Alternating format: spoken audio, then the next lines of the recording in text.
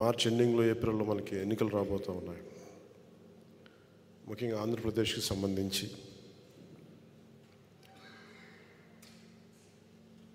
చాలా కష్టాల్లో కూరుకుపోయింది ఆంధ్రప్రదేశ్. ఈ 5 సంవత్సరాల్లో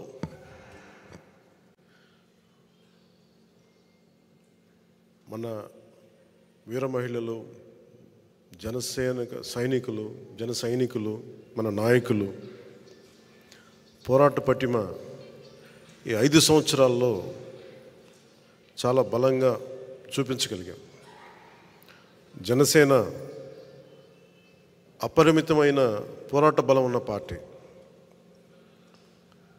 ఆ పోరాట బలం 24లో రాజకీయ బలం కావాలి. ఆ దిశగా మనం అడుగులేస్తూ ఉన్నాం. ప్రభుత్వంలో మనం చాలా బలమైన భాగస్వామ్యం తీసుకుంటున్నాం. ఆ దిశగా మనం అడుగులేస్తూ ఉన్నాం.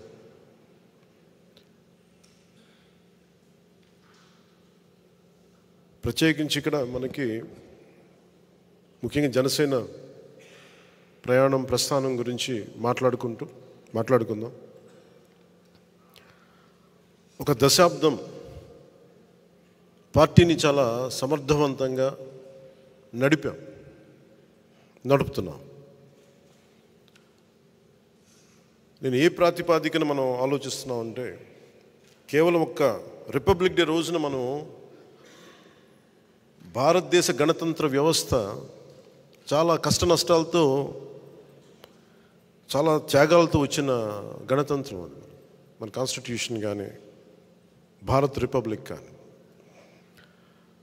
ఎక్కడ కూడా కాన్స్టిట్యూషనల్ స్ఫూర్తి పోకుండా, రాజ్యాంగ స్ఫూర్తి కోల్పోకుండా, కులాల మధ్య, ప్రాంతాల మధ్య, మతాల మధ్య సమైక్యత ఉండేలా, సఖ్యత ఉండేలాగా పబ్లిక్ పాలసీ అనేది ఉండాలి. నాయకులు కూడా ఆ దిశగానే మాట్లాడాలి. నిన్న ముఖ్యంగా అమలాపురం నుంచి కొంతమంది పాస్టర్ సోదరులు వచ్చారు. నన్ను అడిగింది, మీరు కూర్చోబెట్టి బీజేపీతో ఉంటారు కాబట్టి మీరు మైనారిటీలను ఎలా చూస్తారని మాట్లాడుతూ ఉంటే, వారికి స్వయంగా ఒకటే చెప్పాను. నేను అన్ని మతాలని చాలా సమానంగా గౌరవించేవాడిని. అన్ని మతాలను.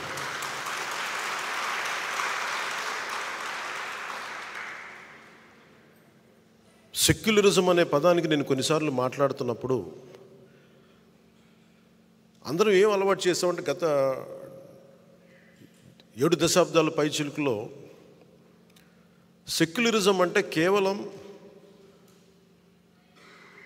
ముస్లిం మనోభావాలు దెబ్బతింటేనే మాట్లాడాలి, క్రైస్తవుల మనోభావాలు దెబ్బతింటే మాట్లాడాలి, హిందువుల మనోభావాలు దెబ్బతింటే మాట్లాడకపోవటమే సెక్యులరిజం అనే ఒక రాంగ్ డెఫినేషన్ తీసుకున్నాం. సెక్యులరిజం అంటే ఏ మతానికి, ఏ కులానికి, ఏ వ్యక్తికి అన్యాయం జరిగినా, అకారణంగా దూషించినా అది సెక్యులరిజం స్ఫూర్తికి విరుద్ధం. అది ఆ నేపథ్యంలో నేను మాట్లాడినప్పుడు కొన్నిసార్లు నేను పిఠాపురంలో హిందూ దేవాలయాలు అపవిత్రం చేస్తే దాని గురించి మాట్లాడినప్పుడు నేను వారికి చెప్పాను. నిన్న క్రిస్టియన్ పాస్టర్ల మీటింగ్లో చెప్పిన మీకు పంచుకుంటున్నాను. అది నేను చెప్పింది ఏంటంటే, ఇది నేను హిందూ దేవాలయాల గురించి, అపవిత్రత గురించి మాట్లాడుతున్నప్పుడు, ప్రభుత్వం చర్యలు తీసుకున్నప్పుడు, నేను ఇది దోషులను పట్టుకోండి అంటే నేను హిందూ మతాన్ని వెనకేసుకు రావడం కాదు, ఒక అపవిత్రం చేసిన వ్యక్తుల్ని శిక్షించమని అర్థం. అలాగే ఒక చర్చి మీద దాడులు జరిగితే మొట్టమొదటగా స్పందించేది జనసేన, పవన్ కళ్యాణ్ అవుతారు. నేను వారికి చెప్పింది ఏంటంటే, నిజంగా నేను గౌరవం చూపించాలి. I'm practising Hindu. నా వైఫ్ క్రిస్టియన్, నేను ప్రాక్టీసింగ్ హిందూ. నేను అంత మాత్రాన్ని కూర్చోబెట్టి క్రిస్టియన్ మతాన్ని కానీ, ఇస్లాం మతాన్ని కానీ, ఇంక ఏ అన్య మతాన్ని, బౌద్ధాన్ని కానీ అసలు ఎక్కడ అగౌరవపరిచే మనస్తత్వం నాకు లేదు. అందుకని మన నాయకులు చాలామంది చూస్తాను, నేను ఎక్కడో నమాజ్ వినిపిస్తూ ఉంటే చాలా సందర్భాల్లో నేను స్పీచ్ని ఆపేసిన సందర్భాలు ఉన్నాయి. నాకు గౌరవం అలా చూపిస్తాను. కాకపోతే ఓట్ల కోసం నేను మతాన్ని వాడను. ఓట్ల కోసం ఆ మతాన్ని, ఎందుకంటే ఎంతమంది చనిపోయారో నాకు తెలుసు. మన రాజ్యాంగాన్ని, భారత రాజ్యాంగం అనే ఒక రూపుదిద్దటానికి ఎంతమంది చనిపోయారు. ఇండియన్ రిపబ్లిక్, భారత్ రిపబ్లిక్ని స్థాపించడానికి ఎన్ని లక్షల మంది చనిపోయారు. సో ఈ పరిస్థితులన్నింటిని దృష్టిలో పెట్టుకుని చాలా చాలా బాధ్యతగా మాట్లాడతాను. ముఖ్యంగా ఈ రిపబ్లిక్ డే రోజున క్రైస్తవ సోదరులకి, సోదరీమణులందరికీ కూడా జనసేన కేంద్ర కార్యాలయం నుంచి మాటిస్తున్నాను, మీకు బంగారు భవిష్యత్తు ఉండేలాగా మీకు అండగా నిలబడతాను ఈ రిపబ్లిక్ డే రోజున మీకు మనస్ఫూర్తిగా తెలియజేసుకుంటాను. అలాగే ఇస్లాం పాటించే మన సాటి భారతీయులందరికీ కూడా ప్రపంచంలో ఎక్కడా లేనంత సహృదయత మన భారతదేశ సమాజంలో ఉన్నాయి. మీకు చిన్నపాటి నష్టం వచ్చినా, కష్టం వచ్చినా, ఆర్థికపరమైన ఇబ్బందులు వచ్చినా ఈ దశాబ్దం కాలం పాటు మేము మీకు చాలా అండగా నిలబడ్డాం. మొన్న ఒకరు మాట్లాడుతూ, నువ్వు రామాలయానికి మీరు 30 లక్షలు ఇచ్చారు, మీరు హిందూ పక్షపాతిలాగా అని మాట్లాడితే నేను చెప్పాను, నేను 25 లక్షలు మన మస్జిద్లు కూడా ఇచ్చిన ఆ విషయం ఎందుకు మర్చిపోయారు మీరు అని. మీరు ఈ మాట మాట్లాడితే ఈ మాట కూడా గుర్తు చేసుకోవాలి కదా. అలా కాదు, నేను కూర్చోది, అది నా ధర్మం, అది నా ధర్మాన్ని నేను గౌరవిస్తాను. ఇస్లాం మతాన్ని సంపూర్ణంగా గౌరవిస్తాను. నేను దాన్ని, నా మతాన్ని నేను ఆరాధిస్తాను. ఇస్లాం మతాన్ని సంపూర్ణంగా నేను గౌరవిస్తాను. నేను నా తెలిసిన జానీ మాస్టర్ ఆయన నాకు ప్రతిసారి నాకు ఖురాన్ ఇచ్చిన, బైబిల్ ఇచ్చిన చెప్పులు పక్కన పెట్టి మరీ తీసుకుంటాను, దాన్ని కళ్ళకద్దుకుంటాను. ఎందుకంటే భారతదేశంలో మనం మత సమైక్య, మతం మనందరం ఐక్యత ఉండడం చాలా చాలా అవసరం. ఈరోజు నా అభిమానులు అందరూ కూడా అన్ని భిన్నమైన మతాల నుంచి, భిన్నమైన కులాల నుంచి ఉన్నారు నా అభిమానులు. నా ఇంట్లోనే నా భార్య క్రిస్టియానిటీ ప్రాక్టీస్ చేస్తుంటాను. క్రిస్మస్ జరుపుకుంటాం మా ఇంట్లో, కానీ ఇప్పుడు నా ఇంట్లో పూజ కూడా జరుగుద్ది, రోజు దైనందిక పూజ కూడా జరుగుద్ది. నా సెక్యూరిటీలో అత్యధిక భాగం ఇస్లాం మతానికి చెందిన వాళ్ళు. వారి పండగ వచ్చినప్పుడు, రంజాన్ వచ్చినప్పుడు వారికి నేను అండగా ఉంటాను, ప్రతి ఒక్కరికి నేను అండగా ఉంటాను నేను. అలాగే పోయినసారి 10 లక్షలు ఎందుకు ఇచ్చానంటే, ముఖ్యంగా ఈ మద్రాసాల్లో పిల్లలు చదువుకోవడానికి, వాళ్ళకి ఏదైనా అవసరాలకి 10 లక్షలు నేను ఇచ్చాను. నేను ఎప్పుడు, నేను కొన్నిసార్లు ఇప్పుడు తెలియజేశాను, ఈసారి ప్రతి సంవత్సరం తెలియచేయను నేను, అంతే సైలెంట్గా చేసుకుని వెళ్ళిపోతుంటాను. నేను దీన్ని స్వార్థ రాజకీయ లబ్ధి కోసం, రాజకీయ ప్రయోజనాల కోసం వాడే వ్యక్తిని కాదు నేను. ఎవరైనా సరే కూర్చోబెట్టి మత ప్రాతిపాదికన ఓటింగ్ కోసం నేను కన్వీనియంట్గా మాట్లాడే వ్యక్తిని కాదు. ప్యూరెస్ట్ సెక్యులరిస్ట్ అనేవాడు, పరిపూర్ణమైన లౌకికవాది నాలాగే మాట్లాడతాడు.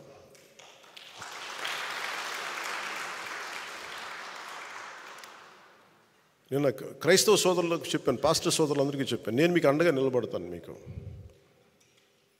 క్రైస్తవ సోదరులు మాట్లాడుతూ కోనసీమ కలహాల సీమ అయిపోయింది, గొడవల సీమ అయిపోయింది, ముఠా సంస్కృతిలాగా వచ్చేసింది అంటే ఈరోజు నేను చెప్పాను, కోనసీమ అనేది కలహాల సీమ కాదు, దాన్ని ప్రేమ సీమని చేద్దాం.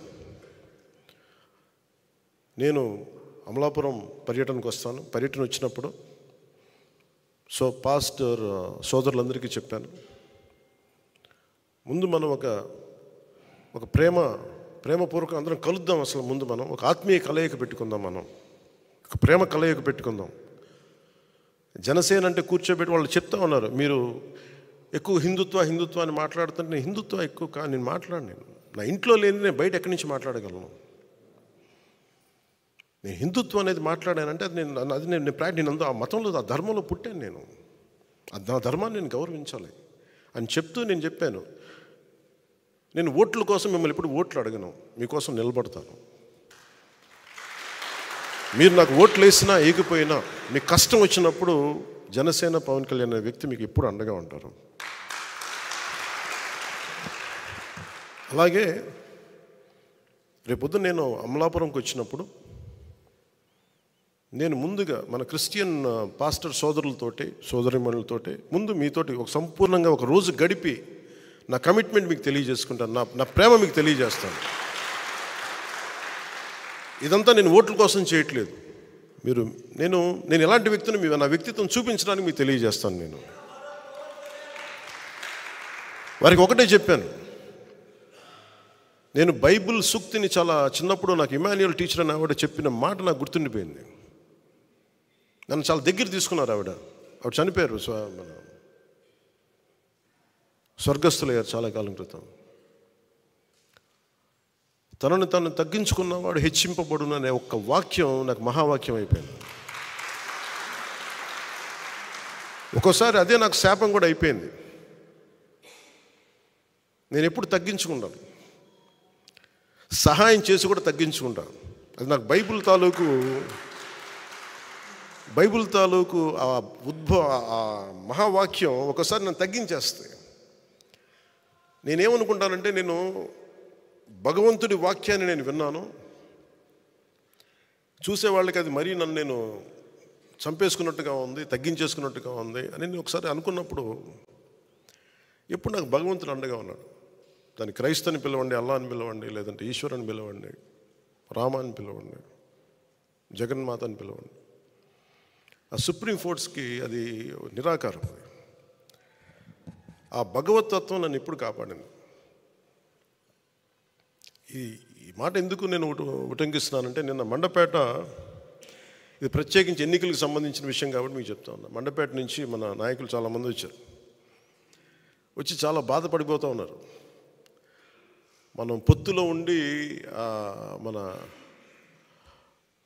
చంద్రబాబు గారు ఇట్లా అనౌన్స్ చేశారు, మండపేట సీటు మనకి చెప్పాలి కదా అది ఇది అంటే, ఖచ్చితంగా అది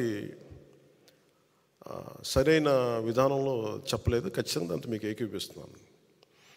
చాలా ఇబ్బంది పడ్డారు అందరూ. మనకి మండపేట లాంటి నియోజకవర్గంలో పోయినసారే ఒక 18% ఓటు ఉంది.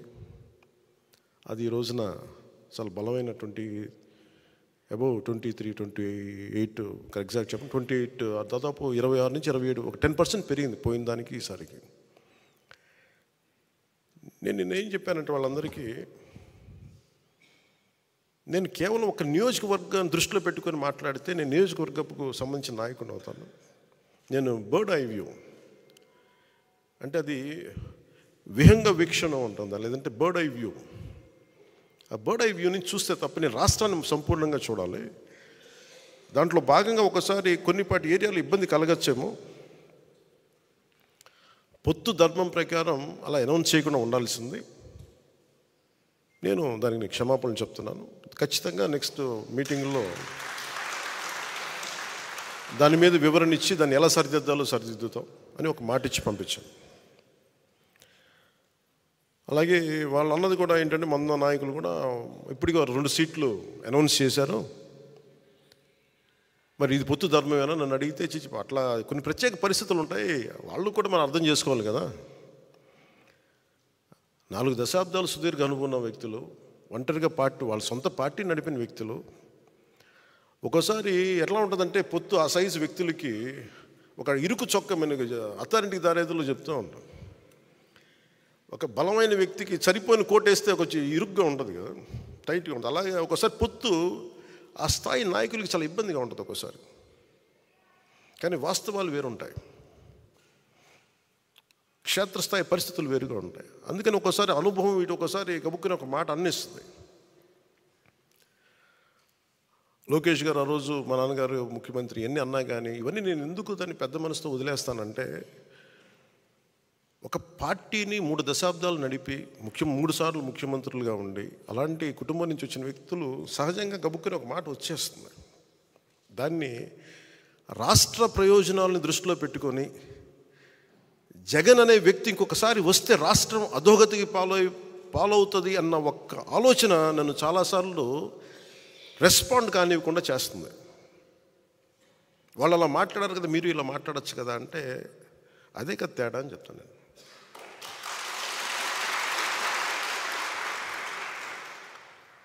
అంటే నేను చాలా ఆలోచించి, ఎందుకంటే ఒక పొత్తుని ఇబ్బందిగా గురి చేసి ఒక మాట మాట్లాడడం చాలా తేలిక.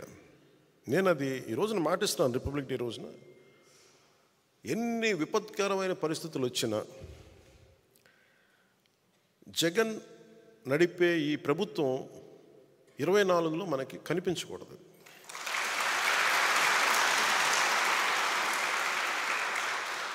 నాకు వ్యక్తిగతంగా జగన్ గారి మీద కక్ష లేదు, నాకు వైఎస్ జగన్ గారి మీద.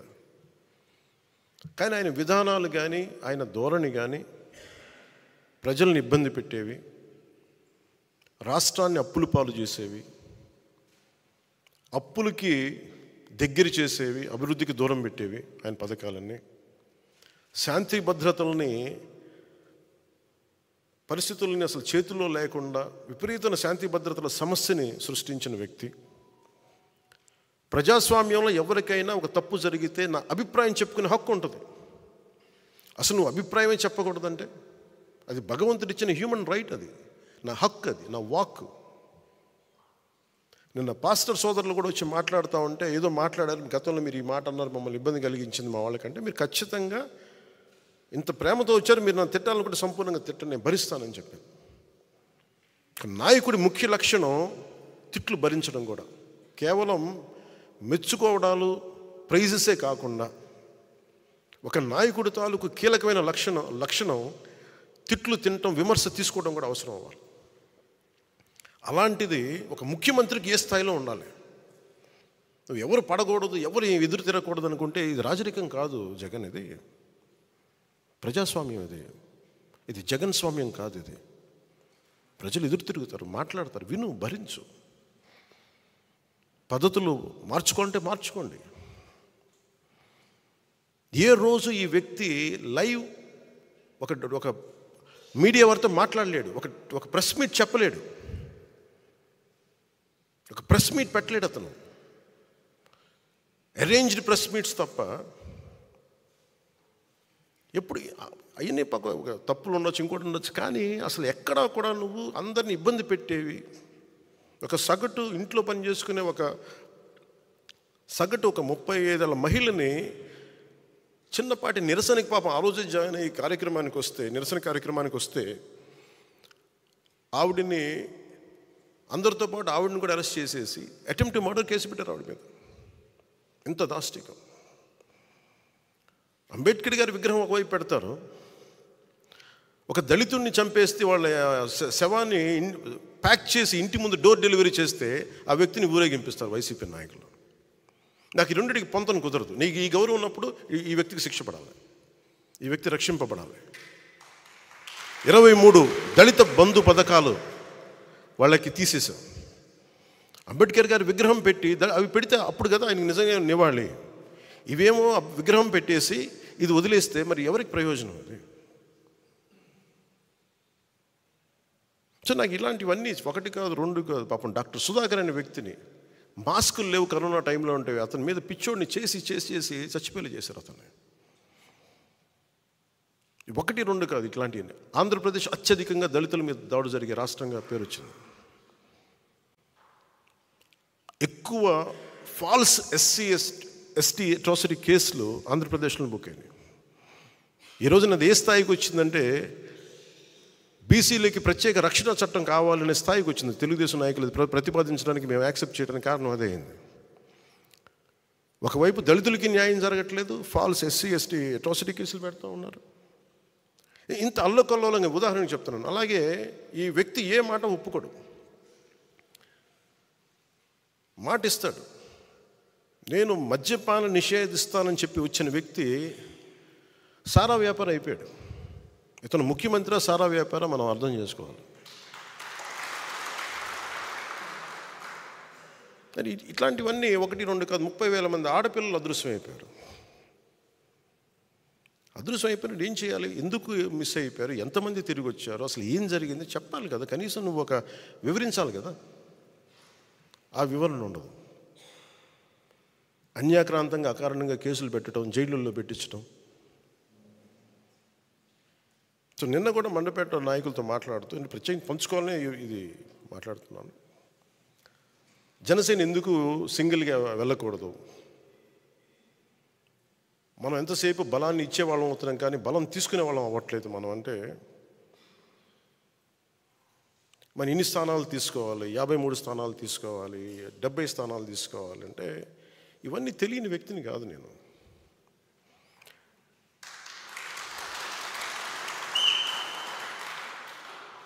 మనోడికి అసలు ప్రాక్టికాలిటీ తెలియదు, వీధుల్లో తిరగడు కాబట్టి, జనంతో తిరగడు కాబట్టి అసలు మనం ఏమనుకుంటామో తెలియదు. మీరు ఏమనుకోకపోతే తెలియకపోతే నేను రాజకీయాల్లోకి ఎందుకు వస్తాను?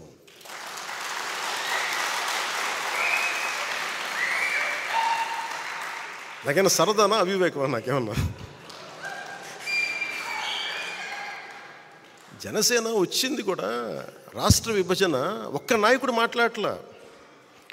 ఆంధ్రప్రదేశ్కి జరిగిన అన్యాయానికి, లేదంటే రాష్ట్ర విభజన ఇలా చేయకూడదు, ప్రజల మధ్య ఇలా చిచ్చు పెట్టకూడదు, విభజన జరగాలంటే చాలా సైంటిఫిక్గా జరగాలి అని ఒక పద్ధతి తీరు లేదు. ద్వేషంతో విడిపోవడం కష్టం, తేలిక. ఇద్దరు వ్యక్తుల్ని కలపడం చాలా కష్టం, ఇద్దరు వ్యక్తులను విడగొట్టడం చాలా తేలిక. ఒక కట్టడాన్ని నిర్మించడం కష్టం, ఒక కట్టడాన్ని కూల్చడం ఒక లెస్ దెన్ 24 seconds చాలు. అందుకే నేను ఎప్పుడు నిర్మాణాన్ని ఇష్టపడతాను, విధ్వంసాన్ని ఇష్టపడను. అందుకే నా పద్ధతులు ఒకసారి ఇబ్బందిగా ఉంటాయి. గొడవలు పెట్టి నేను అంత ఈజీగా గొడవలు పెట్టుకోను. కష్ట నష్టాలు తెలుసు. ఎందుకు ఒక్కడనే మనం వెళ్ళలేదని అనడానికి కారణం, అసలు ఎందుకు ఈ మాట చెప్పారు వైసీపీ? నేను మాట్లాడుతున్నప్పుడు వైసీపీ వ్యతిరేక ఓటు చేయకూడదు అనటం వల్ల మీకు టీడీపీ పార్టీ బతికేసింది, మీరు జైలుకి వెళ్ళి చెప్తే వాళ్ళు బతికేశారు, మేము నలిగిపోతున్నాం అంటే, నాకు కనుక 2019లో నాకు సలహాలు ఇచ్చేవాళ్ళందరూ, నేను 153 స్థానాల్లో పోటీ చేయించాను.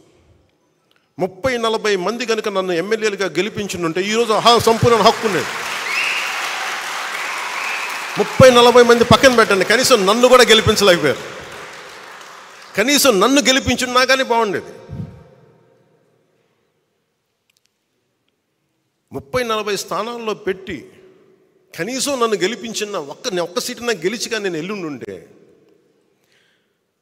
అప్పుడు నీ కోసం నిలబడ్డాం, అందుకని ఈసారి నువ్వు ముఖ్యమంత్రి స్థానం అడగండి, ముందుకు వెళ్ళకూడదు పొత్తునంటే అప్పుడు నేను వింటాను సంపూర్ణంగా.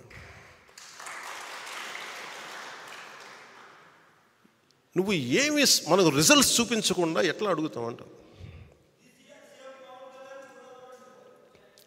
రిజల్ట్స్ చూపించకుండా ఎలా అడుగుతాం? ఈరోజు మన అందరితోటి మర్యాదగా మాట్లాడుతున్నారు, గౌరవిస్తున్నారు కేంద్ర ప్రభుత్వం అంటే 18 లక్షల ఓటు పైచిలుకు మనం సంపాదించగలిగాం మనం పోయిన ఎన్నికల్లో. అది 6% ఓటు. అది మనం ఇంట్లో వాళ్ళు నిలబడితే మన ఇంట్లో వాళ్ళే ఓటేరు. అలాంటి వ్యక్తులు బోల్డంతమంది ఉన్నారు ఇక్కడ. కన్విన్స్ చేయలేం, 1 లక్షల మందిని కల్పించి కన్విన్స్ చేయలేం మీరు నాకు ఓటు వేయండి అని. ఒక విషయం మీద ఆర్గ్యుమెంట్ చెప్పాలి. ఇది ఎందుకు రైటు, ఇది ఎందుకు సరైంది, ఇది ఎందుకు సరైంది కాదని చాలా స్పష్టంగా చెప్పగలిగేంత ఎబిలిటీ ఉండాలి. Convincing ability, debate ability, negotiating ability. నేను దశాబ్దం పాటు నలిగి అవమానాలు పడి పిచ్చిగా మాట్లాడుతున్నా, అన్నీ దేనికి భరిస్తాం? ఇవన్నీ ప్రజలు బాగుండాలి మనకి. ఒకసారి ఒక ఎమోషనల్ గుడ్డిగా నమ్మేస్తాం మనం అందరం. అవన్నీ మారాలి. ఇవన్నీ మనకున్న ఇండివిజువల్గా వెళ్తే ఏం జరిగి ఉండేదంటే ఖచ్చితంగా మనం కొన్ని సీట్లు సాధిస్తాం, అనుమానం లేదు దాంట్లో.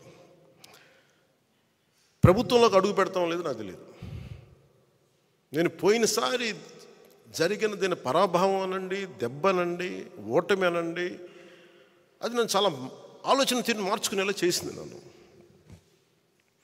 పోనీ జగన్ అనే వ్యక్తి కూడా తెలుగుదేశాన్నే టార్గెట్ చేసి మనల్ని వదిలేస్తే మేబీ ఒంటరిగా పోటీ చేసేవాడినేమో. జగన్ తాలూకు చాలా కీలకమైన లక్షణం ఏంటంటే ఎవరిని స్పేర్ చేయడం. అతను సొంత చెల్లినే స్పేర్ చేయని కూడా మనల్ని ఎలా స్పేర్ చేస్తాడు?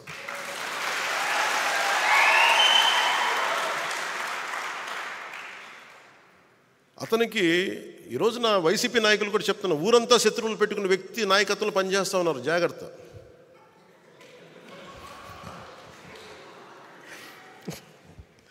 లేదు, ఊరంతా శత్రువులు అతనికి, జాగ్రత్త. మీరు అతని కింద నడుస్తూ ఉన్నారు, మీరు ఆయనకి నాయకత్వం కింద. రేపొద్దున మీకు కష్టాలు వస్తే మళ్ళీ పవన్ కళ్యాణ్ దగ్గరికి రావాలి, గుర్తుపెట్టుకోండి.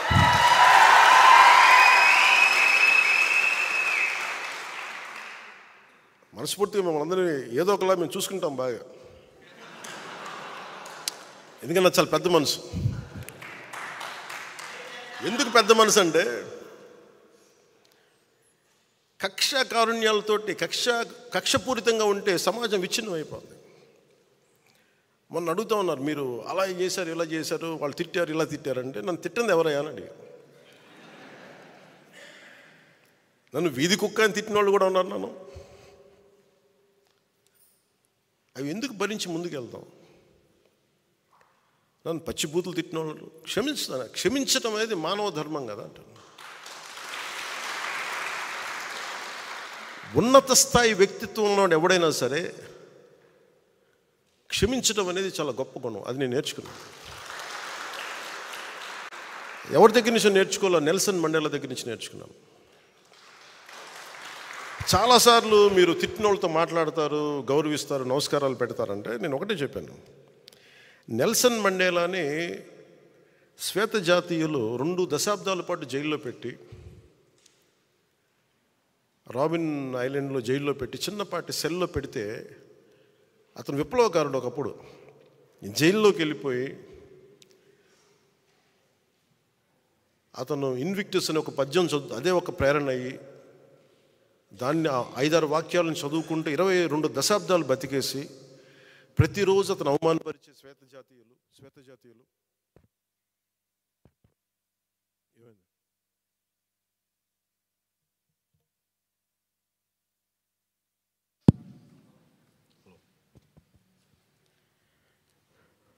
అతని రోజు అవమానపరిచే శ్వేత జాతీయులు వీళ్ళందరినీ అవమానాలు భరిస్తూ ఫైనల్గా ప్రజల తాలూకు ఒత్తిడికి ఆయన బయటికి రావాల్సి వస్తే ఎవరైతే ఆయన హింసించారో, అవమానం చేశారో, ఆయన మీద మూత్ర విసర్జన చేసిన వాళ్ళని కూడా ఆయన భరించాడు.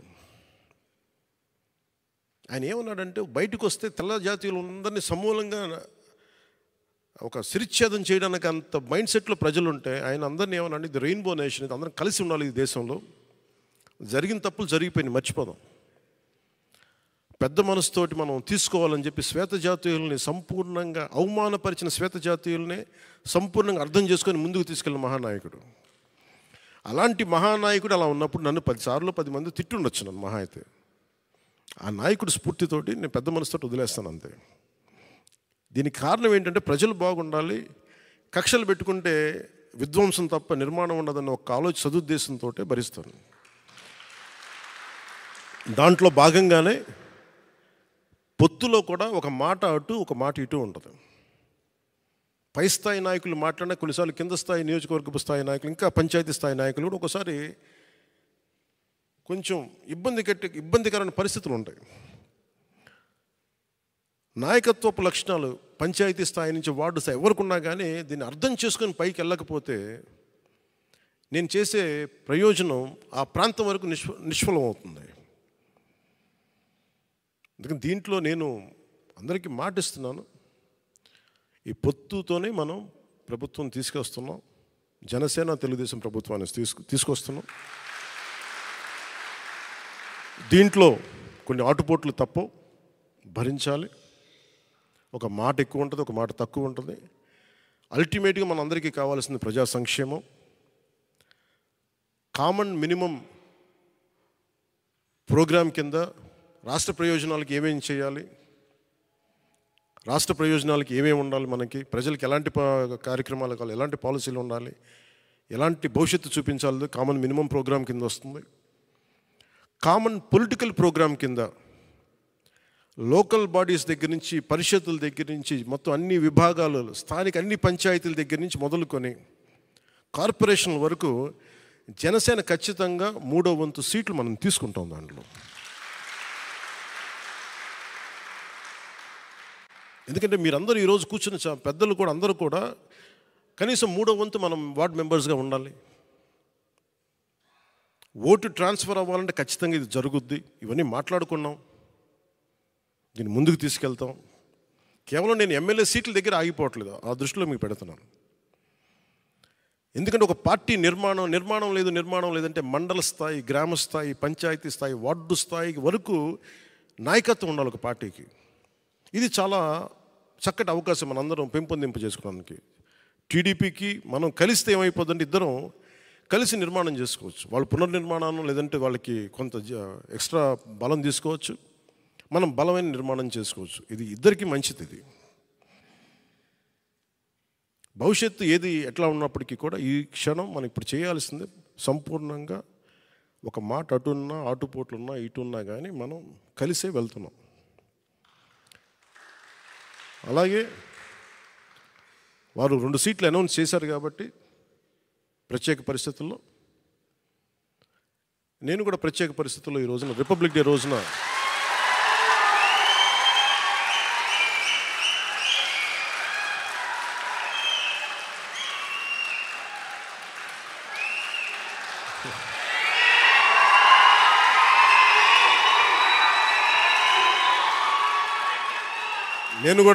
ప్రత్యేక పరిస్థితుల్లో వాళ్ళు 2 సీట్లు అనౌన్స్ చేశారు కాబట్టి నేను కూడా 2 సీట్లు అనౌన్స్ చేస్తున్నాను ఈ రోజున. అది పరిస్థితులు అలాంటివి. సో నాకు కూడా ఒత్తిడి ఉంటుంది, అప్పుడు చంద్రబాబు గారికి కూడా ఒత్తిడి ఉంటుంది, నాకు కూడా ఒత్తిడి ఉంటుంది. కాబట్టి ఆ ఒత్తిడిని నేను కూడా తట్టుకోవడానికి రిపబ్లిక్ డే రోజున నాకు ఆర్ అక్షరం బాగుందనిపించింది. రిపబ్లిక్ డే RRR లాగా రిపబ్లిక్ డే రోజున రాజోలు రాజానగరం సీట్లు నేను అనౌన్స్ చేస్తాను. సో ఈ రిపబ్లిక్ డే రోజున అందరం బాగుండాలి, అద్భుతాలు జరగాలి మనస్ఫూర్తిగా కోరుకుంటూ, రాష్ట్ర ప్రజలకి బంగారు భవిష్యత్తు జనసేన తెలుగుదేశం ప్రభుత్వం ఇస్తాయని మనస్ఫూర్తిగా కోరుకుంటూ, ఈ పర్యాయం నన్ను నమ్మండి, వ్యూహం నాకు వదిలేయండి. ఏ వ్యూహం వేసినా నన్ను సంపూర్ణంగా నమ్మండి. నేను విహంగ వీక్షణం చేస్తాను, మీరు నన్ను నమ్మండి. నాకు దశాబ్దం అడగట్లా, ఈ ఎన్నికలు దాటనివ్వండి, 5 సంవత్సరాలు టైం ఇవ్వండి. నాకు మీ గౌరవానికి ఏమాత్రం భంగం వాటిల్లకుండా మన నాయకులకి ప్రతి ఒక్కరికి గుర్తించే బాధ్యత నేను సంపూర్ణంగా తీసుకుంటాను. ఈసారి కలిసి పనిచేద్దాం. ఎప్పుడు విడిపోయి మనం పలచన పడిపోయాం. ఈసారి కలిసి ఉందాం, చిక్కగా ఉందాం. అలాగే భారతరత్న అవార్డు వచ్చిన కర్పూరి ఠాకూర్ గారికి ప్రత్యేకంగా నా అభినందనలు తెలియజేసుకుంటూ, పద్మవిభూషణ్ అవార్డు వచ్చిన శ్రీ వెంకయ్య నాయుడు గారికి, ఉపరాష్ట్రపతి శ్రీ వెంకయ్య నాయుడు గారికి, అలాగే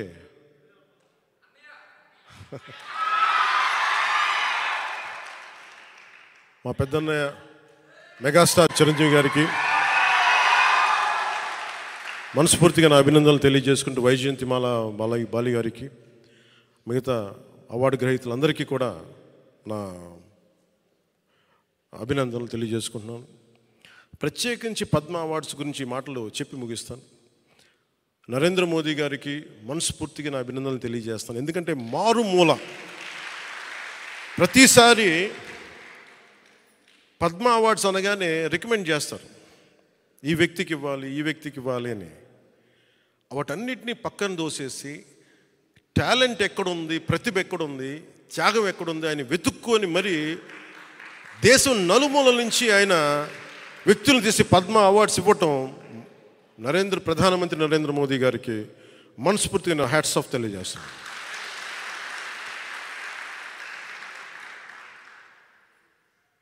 ఆయన ప్రధానమంత్రి గారు కాకముందు నుంచి ఆయన ప్రధానమంత్రి అయ్యారు. ఆయన గుర్తించాను భవిష్యత్తుకి భారతదేశానికి ఇలాంటి నాయకుడు కావాలని. అలాంటి ప్రధానమంత్రి గారికి రిపబ్లిక్ డే దినోత్సవం రోజున అభినందనలు తెలియజేసుకుంటూ, భారతీయ జనతా పార్టీ నాయకులందరికీ, రాష్ట్ర నాయకులందరికీ, తెలంగాణ ఆంధ్రప్రదేశ్ రాష్ట్ర నాయకులందరికీ, కేంద్ర మంత్రివర్గానికి, భారతీయ జనతా పార్టీ నాయకులందరికీ, పెద్దలు అమిత్ షా గారికి, నరేంద్ర మోదీ గారికి, నడ్డా గారికి, ప్రతి ఒక్కరికి పేరు పేరున అభినందనలు, నా హృదయపూర్వక నమస్కారాలు తెలియజేసుకుంటూ సెలవు తీసుకున్నాను. జై జనసేన, జై హింద్.